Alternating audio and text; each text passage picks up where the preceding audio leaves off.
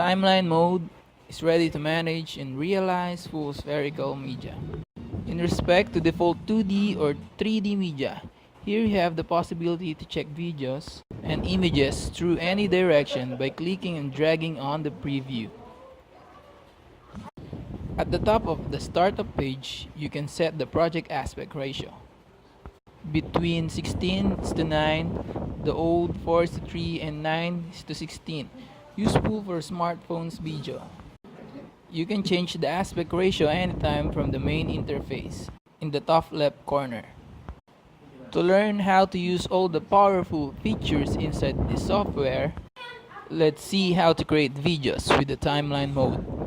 This is divided in 4 main sections, as you can see from the 4 tabs.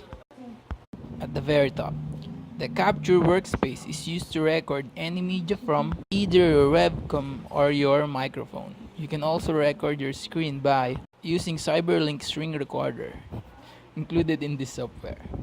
The edit workspace is used to import and edit your media and realize every part of your video.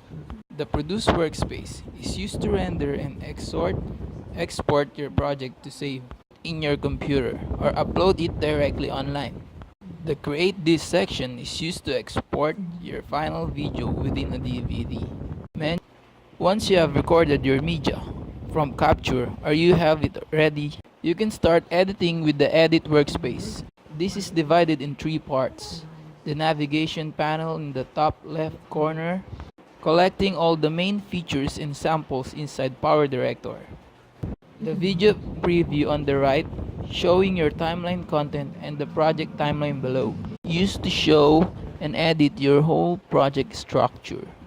Now let's see how to create our first project in Power Director. The first thing to do is import all the files you have to work, which can be videos, pictures, and sound files. You can directly drag and drop your files from your folder to the timeline, or from the Media Room section of the navigation panel.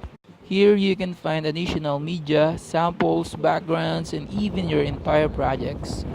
The timeline collects all your media on several rows called tracks, frames, pictures, and titles, showing a blue frame icon on the left. And the audio tracks collect all sound files and speech, including the ones from videos. These show a blue speaker icon on the left. Besides these two, you also have other secondary tracks you can use for example to contain just titles or speech. All your imported media files are shown as rectangles called clips and audio waveforms for sound clips. You can check these better by either zooming on the timeline with your mouse wheel while holding control down, or by enlarging the track's height by dragging their edges. To check your project carefully, you have to use the video preview. This shows the whole content of your timeline right where its marker is placed. So you can check a precise instant of time by clicking on the timeline. Or you can click and drag the marker to preview frame after frame with no sound. To play back all with sound, you have to use the player below the preview. Also, use the spacebar to play and stop fast. To preview in full screen mode, double click on the preview itself and exit from it by using the escape key. Next to the player, you have other useful options. Use the camera button to take and save a snapshot from your current project frame. Use preview quality to regulate its quality, and lower it in case the preview may seem laggy. As long as you have no media selected, the preview works in movie mode, showing your project as it is. But when you select any media from the timeline, the preview works in clip mode, showing your project content and giving also the possibility to edit the basic clip appearance. When you click on a clip, this will be selected and highlighted in blue. At this point, you can use the clip mode to edit such clip from the preview. You can place it by clicking and dragging its white nodes, skew and distort it with the blue squares, and rotate the clip by clicking and dragging from the blue circle on the center. You can also crop pictures by using the crop tool on the extreme left. With the crop image window, use the white nodes to crop the clips as you like, choosing any standard or custom aspect ratio on the left. Create our own video project. You can move a clip through the timeline by clicking and dragging it. You can also move it from a track to another of the same kind. Videos with sound compose a unique clip by default, but you can make video, frames, and audio independent by right-clicking on the clip and going to link or unlink video and audio. If you need to move multiple clips at the same time, you can select all of them first and move. To select multiple clips, click and drag on the timeline to create a section area. This selects all the clips that touch it. In case your clips overlap in time, our director shows them depending on the track order. Clips that stay on the lower tracks are always shown in front of all the clips that stay on higher tracks. To stretch or shorten clips in time, approach their edges and click and drag. If you shorten these, you will cut part of their content anyway. If you stretch them, you can do so until you cover their original duration. If you need to stretch or shorten these clips without editing their content, you have to trim these by dragging their edges by holding Control down.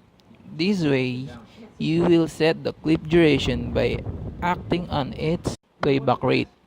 If you shorten the clip, this will be played faster. If you stretch it, this will be played slower.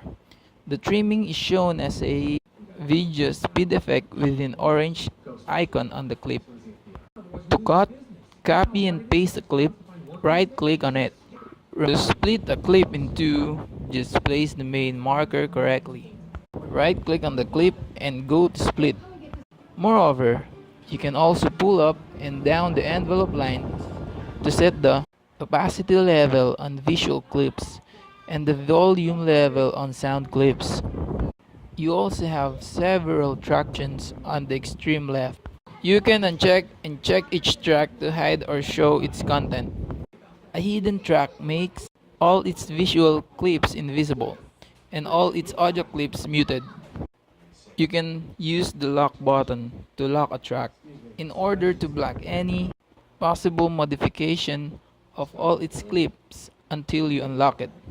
To add or remove tracks, right-click on a track. With Power Director, you can also import text and titles to your videos.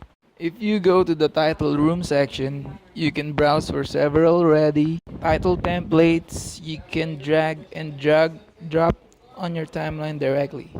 At this point, a new green title clip is created, which can be moved, stretched, and edited as seen for visual clips.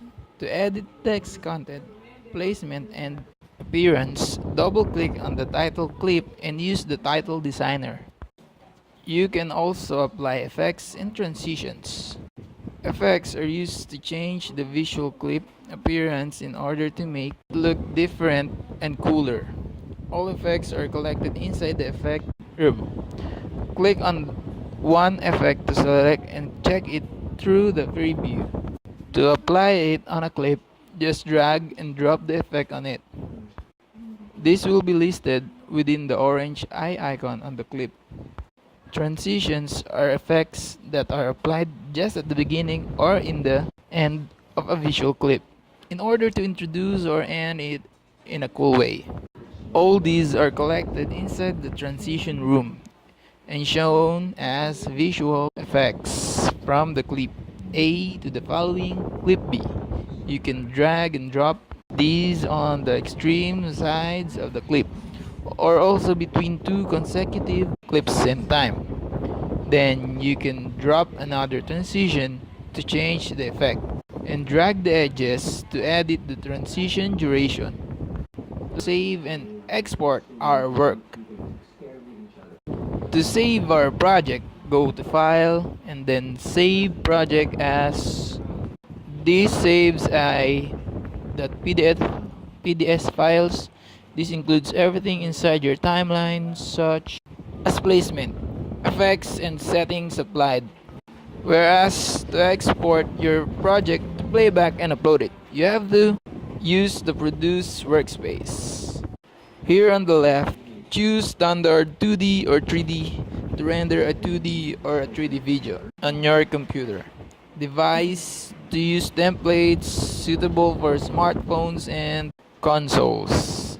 And online to render and upload on social websites directly, such as Facebook and YouTube. Then choose the correct format, codecs, and resolution on the right. Set the destination folder and check the final video preview and the size required. When you are ready, start rendering by using the Start button.